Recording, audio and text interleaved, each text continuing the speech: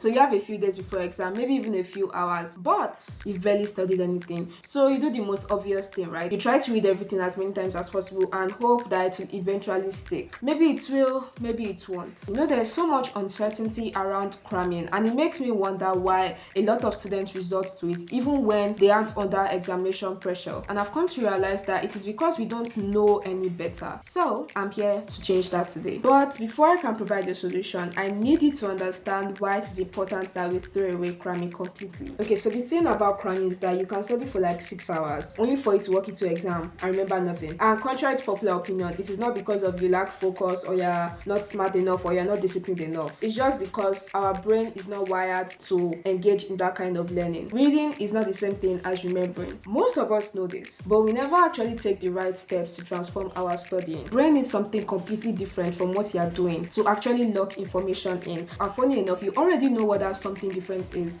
because you do it every time that you learn a new song. So by the end of this video, you have 3 things that you can take away and do today. Like today, even if your exam is in like 2 days, you can start and to get information to stick faster and more reliably than cramming ever will. A quick question: if you were held hostage and you were told to pick one song, just one song, that you can sing from beginning to end without fail, what song would you pick? I think I would probably choose Yellow by Coldplay. But before it became my favorite song, I only knew a bit of it from TikTok, like the most common, most popular part of the song, and I would practically butcher the rest of the song. But over time, I was able to learn the lyrics, but not by just reading off a page. Like I didn't go to Google and search for lyrics of Yellow by Coldplay. I learned it over time. Memorize your favorite songs by attempting to recall them before you fully know them, correcting yourself and repeating that loop until it lives in you automatically. That endless loop of learning, failing, correcting, and just doing it over and over again is called retrieval practice. It is one of the most researched memory techniques in learning science, and it is what cramming skips entirely. Your brain is designed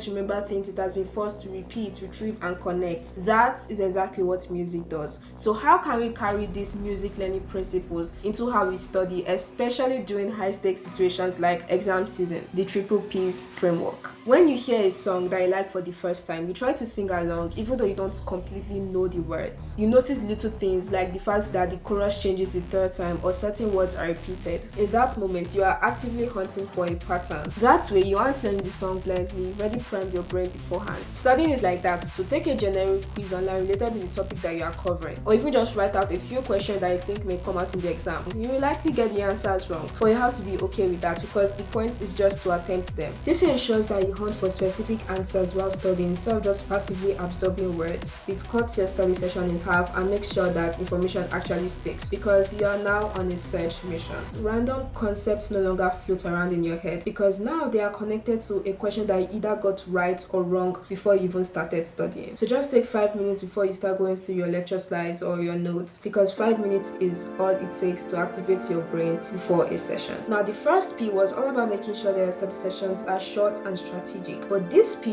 is where all the fun of learning a song's lyrics actually happens. Another one of my favorite songs is Margaret by Lana Del Rey. If I'm being honest, that song is a very difficult song to sing. Maybe it's just me, but I feel like it's very difficult because the words, when strung together, sound like something completely different from what the lyrics actually are. So one day I was listening to the song and I was singing it. Then I realized that I was singing the bridge wrong the entire time. So I decided to pull out my Spotify and I kept on re-listening to that part of the song and reading the lyrics of Spotify. It's this whole process of pausing, playing, trying to recall, correcting yourself that eventually drills the song into your memory. You can carry that exact principle to our study sessions. As you read sections of your textbook, try to say aloud or write out the core of what you just learned. Don't use the exact words because that would just be cramming. Just focus on the essence of what the concept or what the process is all about. Once you are able to explain it properly without checking,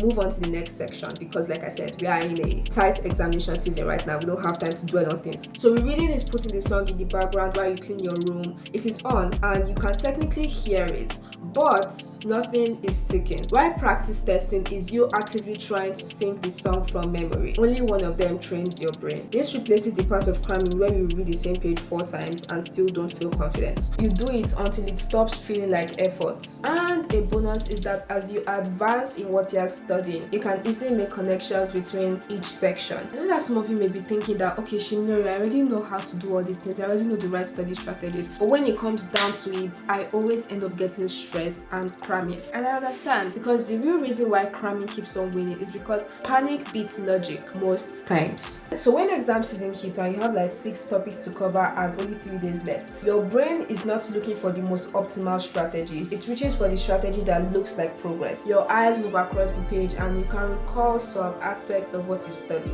But the thing is that the triple P's require trust. They require you to stop, close the book, and sit with the discomfort of not knowing. That is hard, and when you are panicking, hard doesn't feel possible. So the real question isn't does active recall work, does testing yourself work? We already know it does. You already know that all these are the right strategies you should use while studying. The real question is, how do you actually stick to it when panic hits? That is exactly what the academic weapon toolkit is built for. When you open it, you don't have to figure out what to do. It just tells you step by step. It's not just a set of templates or PDFs. It is a full decision-making system. Whether you're at the beginning of the semester or you're 3 days out of an exam, it removes the friction between knowing what to do and actually going to do it. So the toolkit drops on the first Saturday of April, which is when the masterclass is going to be taking place. But here is the catch. The launch price is only available for those in the WhatsApp channel. Not because I'm gatekeeping, but because I know that people in the channel are those who are really ready to transform how they study. So I'm rewarding them for being early. The link to join the channel is in the description. You can as well find the free AI prompt list in the description of the WhatsApp channel. Make sure to grab it. It has 5 really high level prompts that you can use to level up your studying before April 4th. Now the last part that most tend to do completely wrong: